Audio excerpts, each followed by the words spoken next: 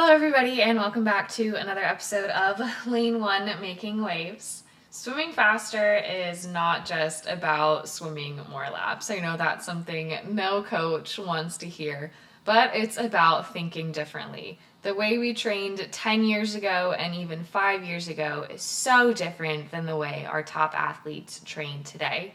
Today, I am joined by Andrew Sheaff. He is a world class coach and also author of A Constraints Led Approach to Swim Coaching. Andrew has a very unique way of breaking down technique and training so that athletes can unlock speed they didn't know they had. Get ready to challenge the way you think about swimming and training. This conversation could change the way that you train. So, with that, let's dive in.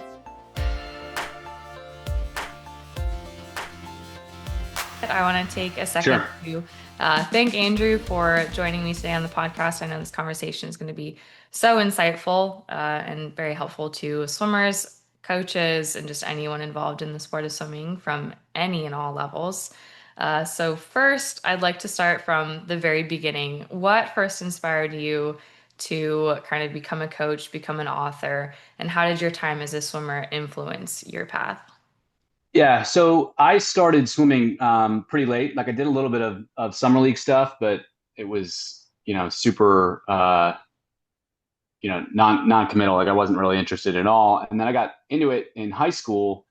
And like I was able to kind of make some progress because I was a decent athlete but I wasn't a very good swimmer. And so that worked for like 3 or 4 years. I was able to, swim in college, but I kind of like hit a brick wall Mm. because like I just didn't have the skill set. And so like even in college, it became pretty apparent to me, like I would look at my teammates and be like, physically I can do things that they can do, if not better, but they could certainly outswim me. Hmm. And so that just kind of started the interest in like, because I wanted to be successful, and it became pretty obvious that the the roadblock that I was facing personally was the skill stuff. And like with most college training programs, it's very much a training program, and so Yeah. that's kind of the focus. And it's there's going to be some kind of like just low level skill stuff, but really that's kind of like the side piece to everything. And so I just got really interested in it, and it was one of those things that it's like when you find yourself spending all sorts of time just engaged with something, and then like someone tells you you can make some money doing that, then it was just kind of like, well, coaching seems like uh, a potential option. And then I ended up going to grad school, and I was able to volunteer coach there, and that was kind of like the trial period, because worst case is I go to graduate school, I get a master's degree, and I decide I never want to coach again, and that's fine. Or I decide to coach, and I loved it, and then kind of just went from there. Yeah, no, absolutely. And I think, swimmers, they always say not all swimmers can be coaches and not all coaches will be swimmers. It does take a very kind of special skill set and also just the attention to detail, which I can definitely tell that you have through going through all of the resources that you have. So I'd love to kind of dive into those and your book. So you authored a book called A Constraints-Led Approach to Swim Coaching. What gap were you hoping to fill within the coaching world by writing this? Yeah. So as I kind of mentioned earlier, there's a huge training culture in swimming, and rightfully so, because it takes a tremendous amount of fitness to race successfully. Like you can't get around that. And so it became pretty obvious to me that like, you know, just doing some drills that are nice and easy and slow, like that's not going to be sufficient to fully prepare someone. And like you see people that kind of go to that extreme, and Mhm. they can make things look nice when they're swimming slow, but they can't swim fast, and they certainly can't hold that speed for any sort of time. And so um, that was one reality. It's like, all right, how can we blend the skill work into the training, because both are going to be absolutely critical. And if you have one without the other, swimmers aren't going to be successful the vast majority of the time. Mhm. And then the other issue was that, in almost all cases, so skill work is typically thought of as like this one-on-one thing, where it's like the coach tells an athlete to do something, and then the athlete does it, and like, but that's not practical in any sort of team environment where if a coach is lucky, they have 10 swimmers, and most coaches listening to this will probably laugh at that because that's, very unrealistic even in that extreme. And so, Yeah. how are you going to have like a swimming lesson with 20 kids at the same time when they're trying to train? And so unfortunately, a lot of times the skill stuff just goes out the window because it's like, it's not realistic. It's not happening. But I was trying to, I always saw that that was the challenge that I was facing as a coach was we have to do the work. And then I also have to find a way to help swimmers learn these skills without having like hour-long private lessons, basically. Yeah. Like that's not a repeatable thing. And so that's kind of those were the two major problems was, how do we integrate this into the training? And then also how can I make it scalable so that, all swimmers can learn things that will actually help them swim fast. Because sometimes you have a talented athlete, you can tell them something once and they'll do it right and they'll always do it for the rest of their life. But like, Yeah. even at the very, very, very high levels, like you're going to get one or two of those kids. Like most people cannot do that. And so there has to be the consistent focus on it.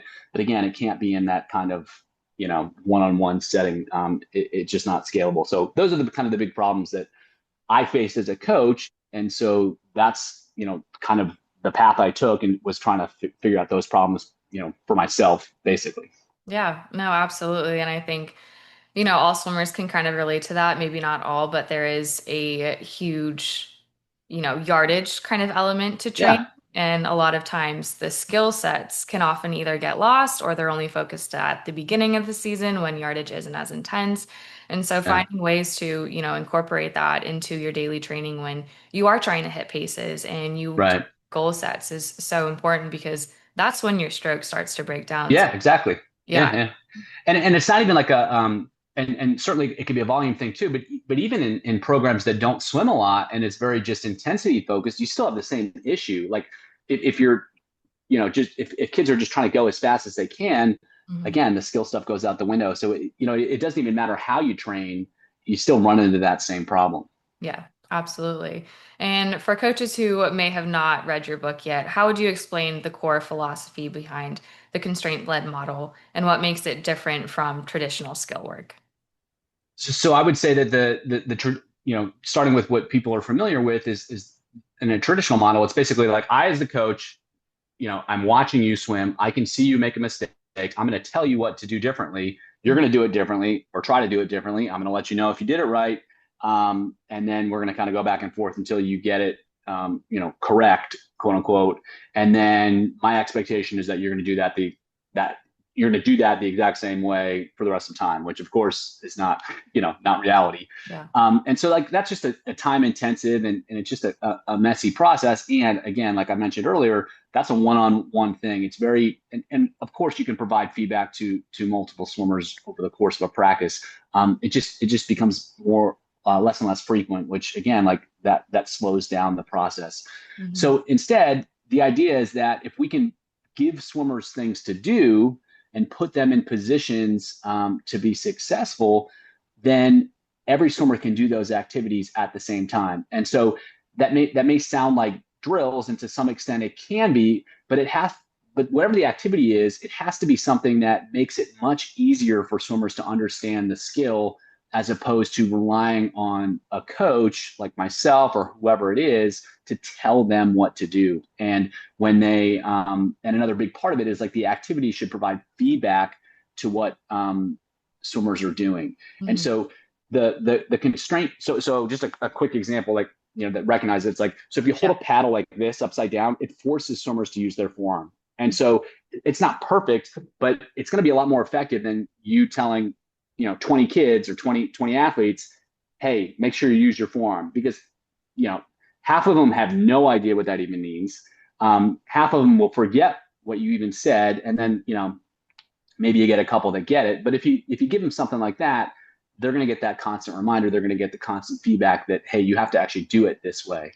So that's kind of the big picture approach to what's happening. And then in terms of the constraints, so people will choose a way to move through the water based upon what who they are and what they're asked to do. So like um, from a one type of constraint is like a task. So if you tell someone, I want you to go as fast as possible for a 50, they're going to choose a different strategy than if I say, I want you to swim as fast as you can over 1,500 meters. And so, like, if we look at your brother, he swims a certain way to swim 1,500 meters, as opposed to, we watch Gretchen Walsh. She's going to swim very differently to accomplish that goal. And so that's just one example of, we change the task. Swimmers will naturally tend to select different options. So if we pick tasks that push them in the direction we want, again, that makes it easier for us to get them to start moving in ways that are more effective for creating speed.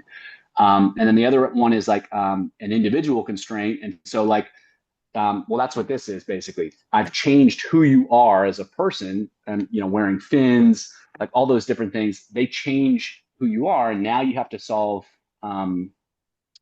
the whatever the set is. You have to figure that out with that different constraint. And then the last one is like the environment. We can short course, long course, it's a little bit different, but for the most part, that's not as much of a factor. But those other two are really big levers in terms of how you get swimmers to do things differently. And again, without just you saying do it differently, it's almost like putting them in a situation where it's easier for them to make it happen. Yeah, no, absolutely. Because I mean, as a swimmer and as a coach, you have so many things that are being thrown at you that you have to remember. You have the send off time, you have what you're doing, Yeah, you have the drills. And so having that instant feedback without necessarily, relying on a coach to say, hey, you did this right, right, this wasn't right, necessarily up to par is so huge and right, helpful in such a sport where there are so many elements kind of coming at you. right. So like another quick example is like, every coach will complain that kids don't streamline off the wall, and like Mhm. at some level, like they just have to kind of remember that. But it's hard to remember when you're at the Yeah. eighth 200 of 10, your heart rate's 190, you're desperate to go under 210 on this one. Like, you know, it's hard to forget. But if you throw a cone at the flags and tell them you can't kick until you cross the cone, they see that every time, and Mhm. that's the reminder. And again, like you said, that helps. It makes it easier for them to do the right thing because they have that feedback every time. And so like those are the types of solutions that are more effective than just having swimmers rely on their willpower or their memory, because they only have so much. and Yeah. and like it's just not realistic to expect that of them. Again, like 1 out of 100, like they're just robots and they can do it, but Mhm. that's not everybody. Yeah, no, 100%. And, within your book, it's incredibly practical. You provide over 100 different sets for, backstroke, freestyle, butterfly, sprint, distance. How did you decide what to include, and how do you hope coaches are applying it on their own pool decks?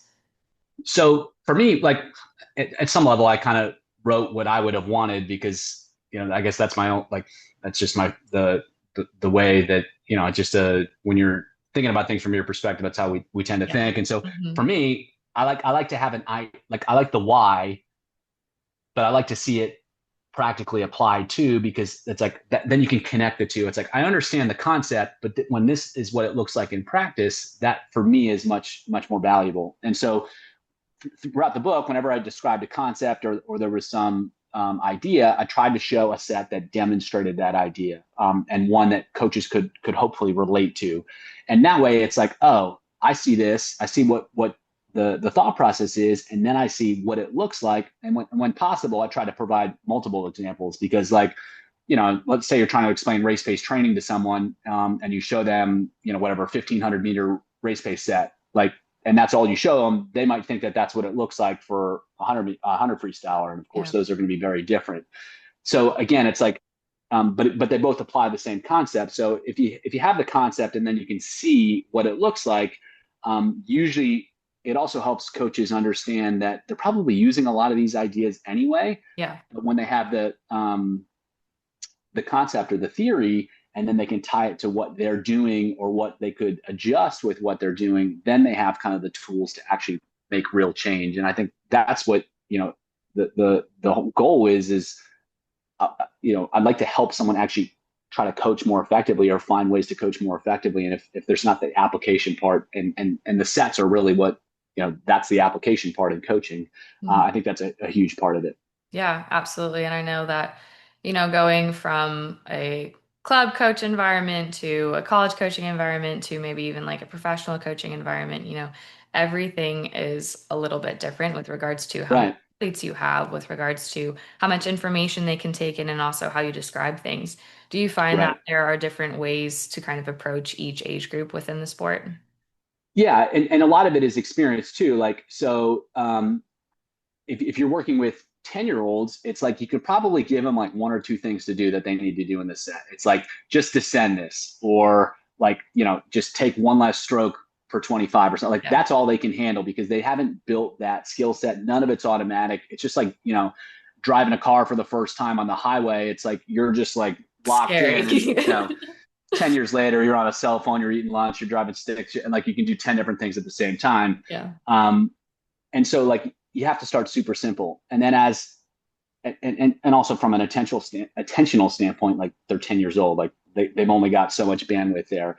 Then when you're dealing with a 25-year-old professional athlete, then they can handle a lot more things. And like you can have like 4 or 5 different pieces of the set. There's different things rotating through. And so I think that's the biggest thing is like, in the book too, it's like some of the sets are fairly complicated to illustrate some of the concepts, but that doesn't mean that that's what everyone is ready for at that time. And so I Mhm. think that whatever I tell, if I'm working with a coach, it's always like, just make sure that they're successful first, keep it super simple, and then you can start to add layers in it. And as long as they continue to be successful, then you can add more and more layers. And so like there may be 5 different strategies that you want to use. If you've got 10-year-olds, just use them one at a time in different sets. If you've got again, the 25-year-old professional athlete, you might be able to use all of them in the same set because they can manage that. And so I think that's the biggest thing is just give them something that they are ready for. Mhm. And if it's unsuccessful, it's probably not because they're lazy or they're not paying attention or whatever it is. It's probably just too difficult for them. And they don't need that to be successful. Just make it simpler.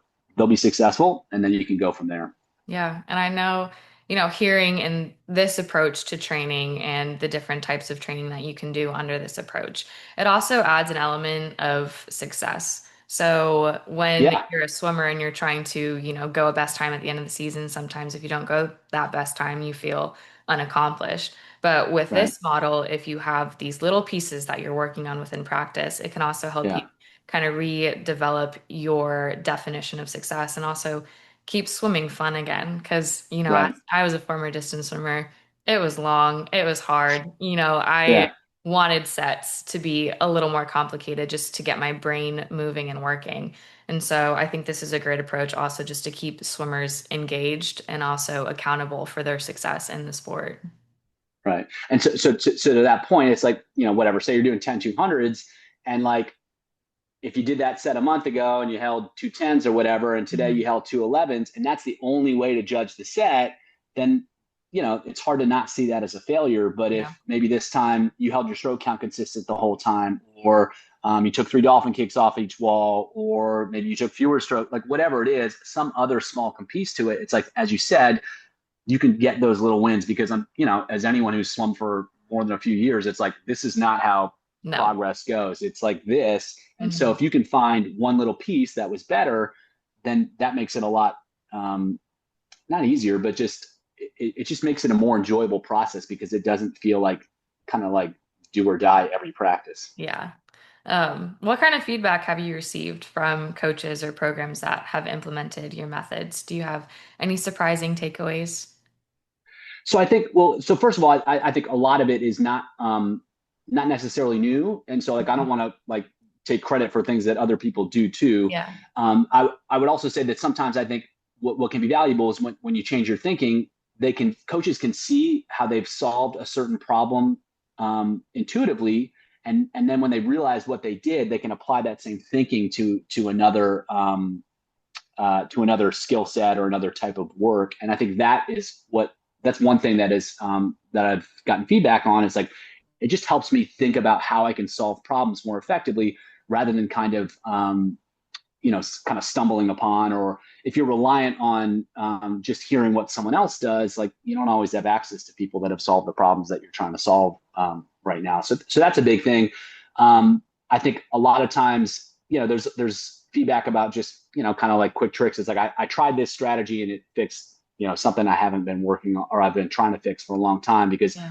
a lot of times if you're just trying to tell someone to do something and it hasn't worked like immediately, it's probably not going to work no matter Hmm. how many times you do it. And so I think that has been another thing where it's just like if you take a slightly different approach, sometimes the problems you're trying to solve do have a solution. It just needs a slightly different perspective in order to get there.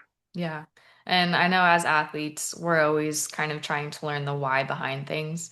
I think to be Right. a top level athlete, you want to know why you're doing something. You want to know why the set is this way. I know my coaches probably got annoyed with me. I was like, why are we doing this today? Right. Right. But also the same approach applies to coaching as well. I mean, there's so many resources out there and there's so many different models, and everyone at the end of the day, at least within swimming in my experience, networking is huge. And so having Mhm. the feedback and having these resources is something that is going to take the sport so far. And it's so interesting to see, as I said, especially as a former athlete and Yeah. coming full circle in the sport. Right. And that's kind of remind me too, is one of the feedback I've got is just like there's a higher level of engagement because a lot of times there is now a skill component to the training. Hmm. And it's like, and as you said, like you want to know the why. A lot of the times there's a direct relation. So like going back to the cone thing with at the 5 meter flags, like a 10-year-old will understand the purpose of that and they Yeah. will understand how that can potentially help them. And so I think that's also valuable is that in many cases, a lot of the interventions are directly related and like intuitively related to the outcome swimmers are trying to achieve. And so I think when swimmers are asked to like whatever, let's go 8 200s and think about your breathing, like to that, like they kind of know that that's not super helpful. But if you Yeah. can design something where it, like the activity that they're doing is clearly connected to what the the stated goal of the set is, I think that tends to drive engagement and um, just buy-in too, because like swimmers aren't dumb. Like athletes in general are not dumb. They know when something's helping Yeah. them, and even if they can't express it, like they just know. Yeah. And having that immediate feedback, especially in Right, today's society where we crave immediate feedback, is right, really very helpful for athletes and also coaches as well. right. Yeah, the days of just trust me, do this for 3 months and Yep, those everything are will work gone. out is yeah, those are gone.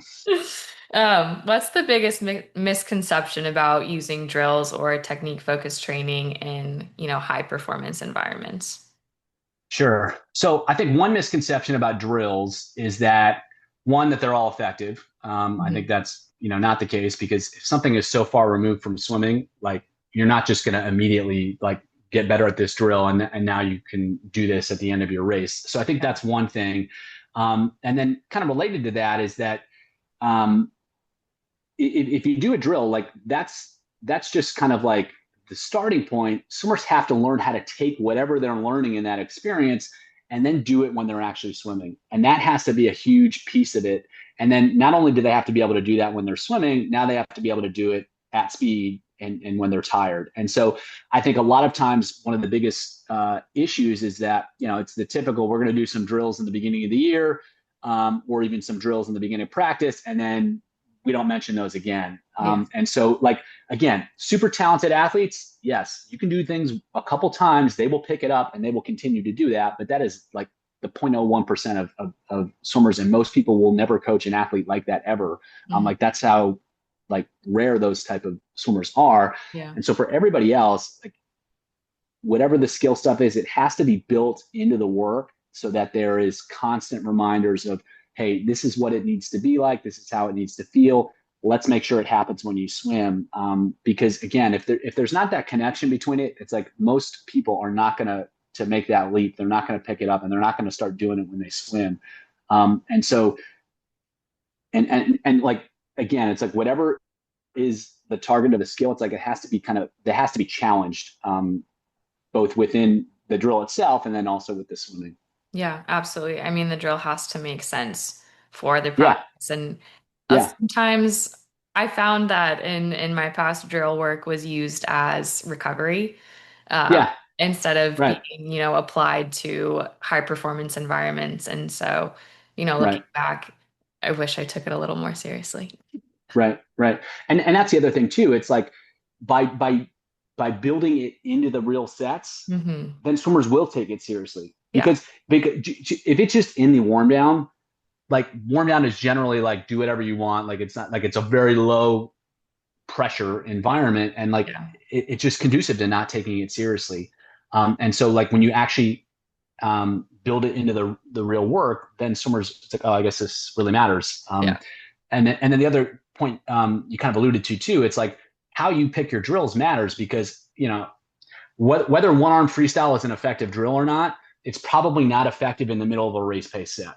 And Yeah. so finding different, whatever you're trying to accomplish with that drill, you need to find something else that can be done with some speed and with some intensity so that whatever you're trying to get them to learn can show up in those in those sets too. And so that was kind of a big shift for me. It's like that became a primary driver of what I'm going to do. It's like, can I actually train this too? Because again, if you can't do it fast, you can't do it with some fatigue, then the likelihood that it results in a meaningful change in a race, which again, no one cares how good it looks when you go slow and warm up. It's like what happens in races. Um, you know, that's kind of what the drill needs to be able to do. Yeah. And I mean, coaches are kind of like artists. I mean, that's how I Yeah, always describe them because the set and not only the set, not only the week of training, not only the month of training, maybe not even only the year of training. I mean, everything progresses and makes sense. And so being able to cohesively put a workout together that also makes sense in the grand scheme of things is yeah, truly amazing and such an artwork. And I didn't really realize it until, when yeah, you're done yeah, training.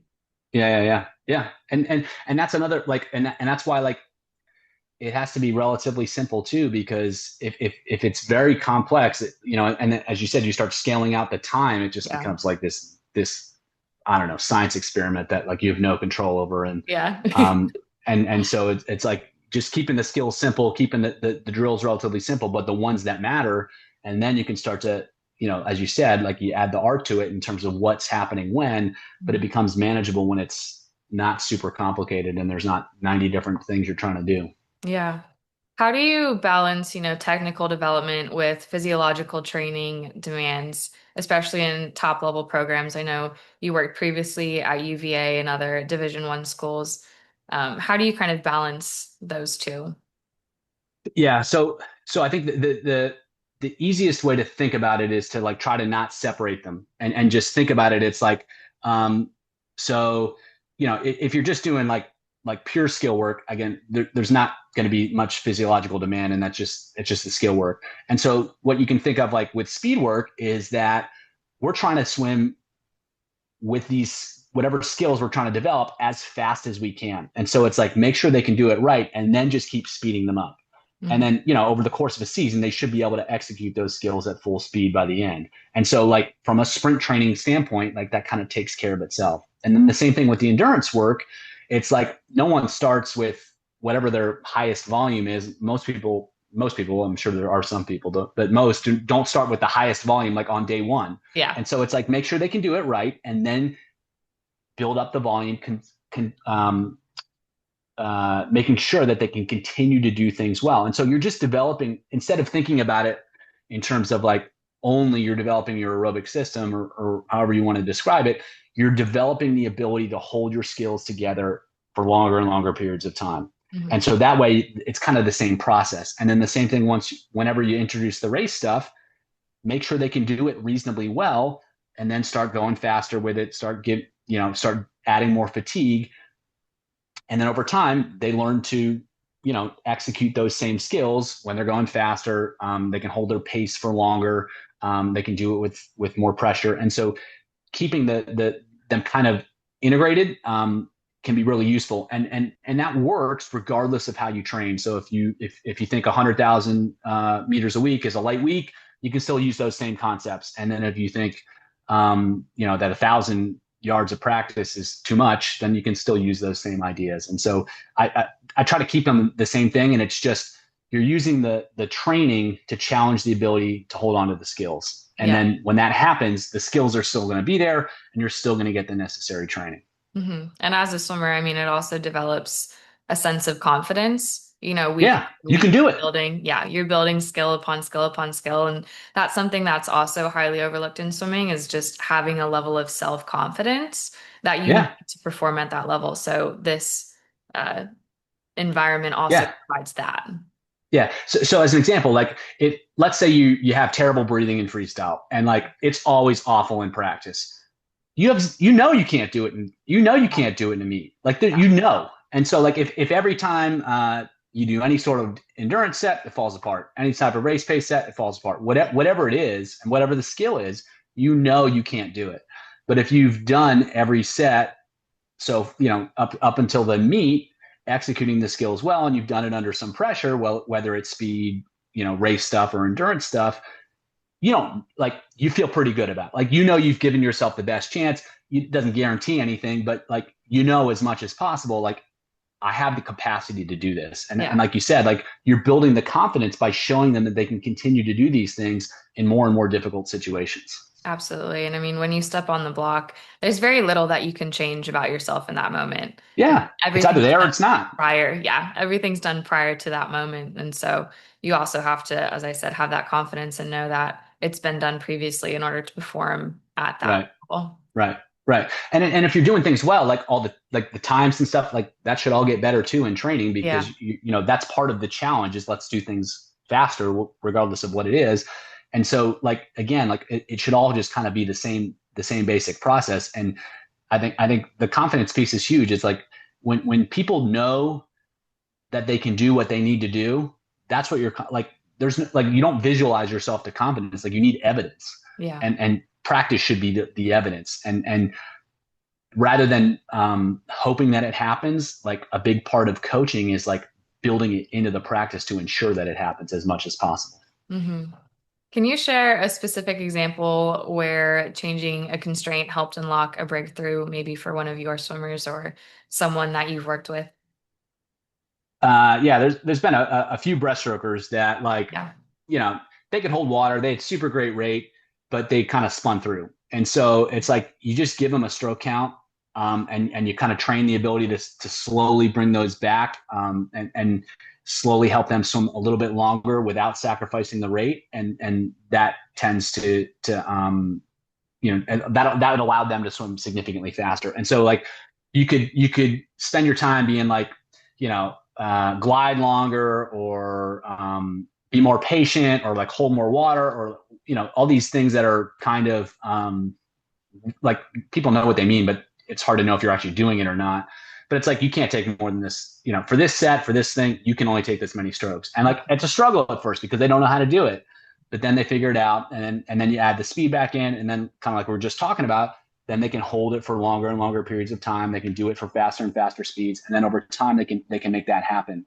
And so like just something as simple as that can be really really powerful, especially for people that have a specific problem. And I've seen it the opposite too. Like I'm sure you've seen the breaststrokers that they take their 200 out. The first 100, they go their best time, but then they Yeah. try to go the 100 and they go slower. They just don't know how to get it moving. And so like you can actually force them to take more strokes in certain situations to force them to figure out how do I pick things up and pick things up efficiently. And again, like at first it's going to be ugly. At first it's going to be a mess, but then they can start to figure that out. And again, rather than just telling them what to do with their arms or messing with that stuff, you just Yeah. tell them the outcome that they need to achieve, and then you help them figure out how to achieve it, and then you just train it. hmm And it's so personalized, especially Yeah, within swimming where everyone's stroke looks different. If you give them a constraint such as stroke count, one stroke count is going to work for someone and it may not work for someone else, but it gives the same right, idea and lets the individual swimmer find what works well for them. right. And that's a huge point of the kind of the thought process behind the book too that I didn't mention earlier. It's like you got two breaststrokers that, let's say, they both go a minute. One of them's six, just men. One of them's 6'1", one of them's 5'8". Yeah. You think they're swimming the same breaststroke? Like what? And like again, like you don't know how long their arms are, you don't know how strong they are, you don't know how mobile they are. Like, Yeah. and so how do you know exactly what to tell that? If both of them struggle with their pull, how do you know exactly what to tell each of those? I don't. Mhm. Like I don't. And so it's like but you can give them some of these tools to help them figure it out for themselves. And again, like that just because like you said, a certain stroke count or a certain anything isn't necessary. It's going to have different effects for different swimmers, and they might both be positive, they might both be negative. You just don't know. And so it helps you solve that problem by not needing to know. You can put them in the situation where they can figure out the best way for them to make it happen. Hmm. And you've talked about the importance of language in coaching. How do you approach communication with athletes in a way that actually sticks? So I think a lot of it is driving engagement. And so rather than just telling them what to do, like you just ask them, well, how was that? Or Mm. like, was that better or worse? And like, I remember like as you'd get college freshmen and they would just look at you like you were crazy. Yeah. Like they would have no idea. And like and you just keep asking and then like, good. And like, and then you're like, okay, well, that's fine. Like, all right, that's a start. Yeah. And then they start to pay attention. So I think a huge part of it is like the first step is for kids that are just tuned out and are just used to kind of going back and forth. It's like, just, hey, what did you think of this? Hey, what did you think of that? And so like it's kind of like I remember I read this in like an old Aska book. It was like this coach was talking about. He's like, you can just tell Johnny to fix his breath, or you can just ask him, hey Johnny, how's your breath? And regardless, the next one he's going to be thinking about his breathing. But Mm. in one case, you haven't like told him to do anything, and so it feels like it's his choice, and it is. And so again, like a lot of times, just asking questions can be really, really powerful, and they don't have to be like complicated ones. It's like, hey, was that better or worse? And then they say something, and it's like, all right, well, what are you going to do about this one? Like, how are you going to do if it was better? How are you going to do that again? If it was worse, what are you going to do to fix it?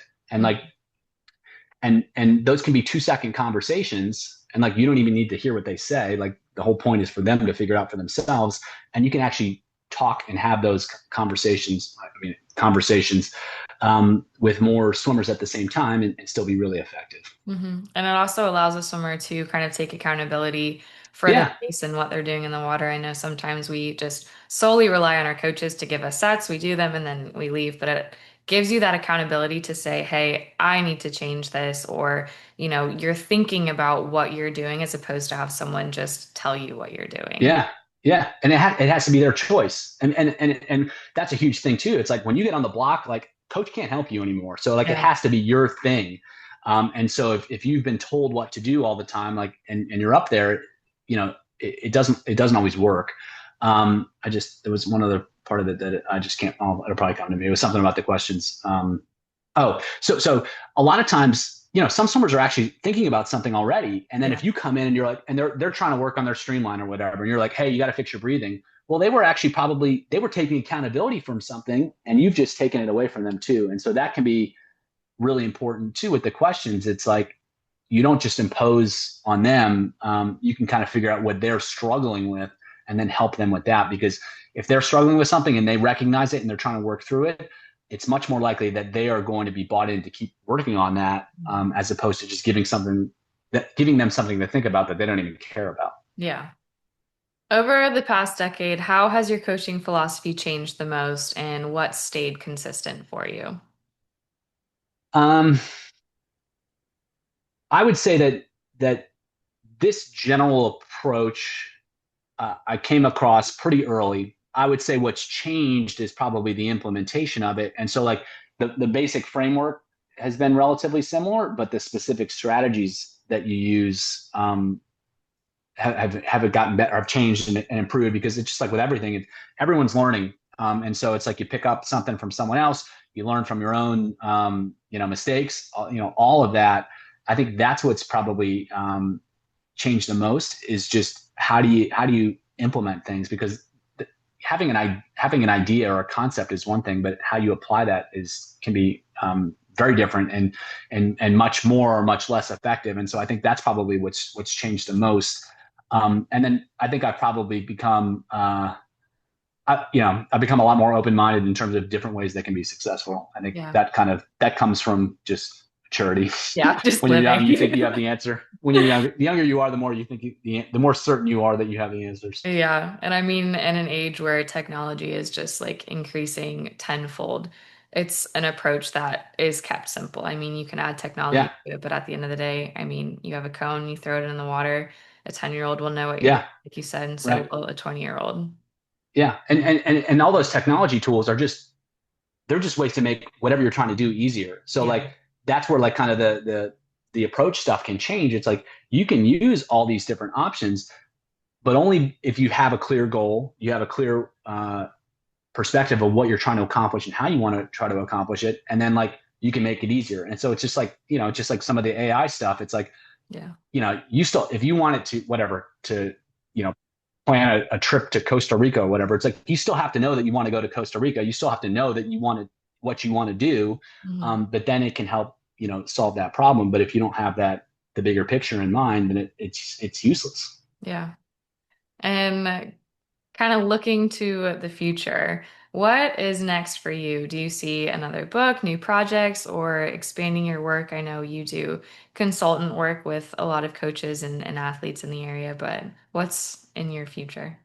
Yeah, so I think I don't know about another book. I guess I would have to have something else significant to say. Yeah. The I think to me what's interesting is I'm interested in like I like efficiency and like systems, and so like how does continue to help people do this like at a club wide level, because I think that's where there's a huge need to get everything moving on the same page, where Yeah. like the 8-year-olds are being prepared to be 10-year-olds. The 10-year-olds are being prepared to be 12-year-olds. The 12-year-olds are being prepared. And then by the time they get to the senior age group, they have all the skill sets. And then it's very much, and then it can be that a little bit more, much more training focused, because everything is already in place. And then you're just trying to like maximize things. And so that is very much of interest to me, because I think there's a huge need.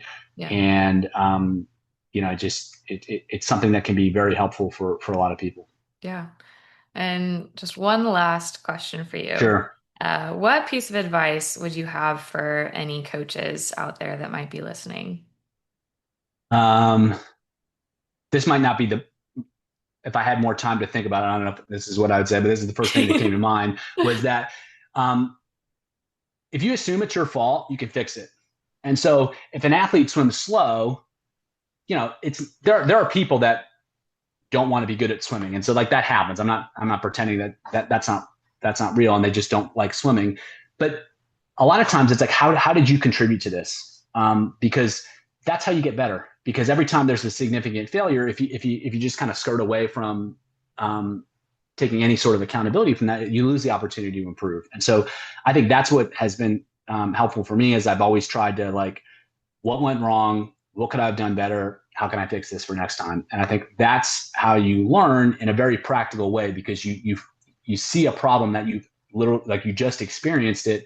How can I work to make sure that this either doesn't happen again, it happens less often, or the consequences of it are less severe?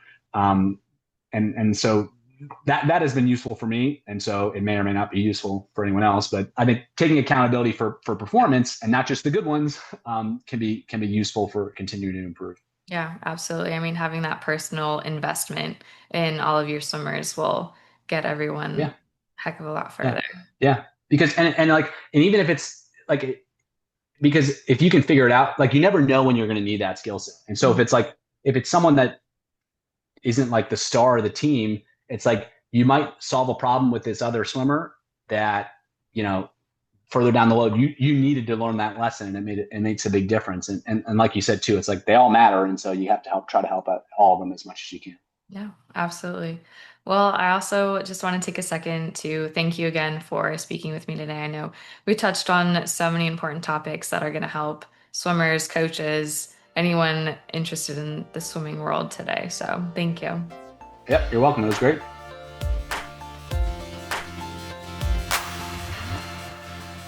Well, everybody, I hope that you enjoyed my conversation with Andrew just as much as I did. His approach to training proves that little things, the details we often overlook, are what separates good swimmers from great ones. If you liked this week's episode and you want to check out more of our content, please hit the like and subscribe button down below.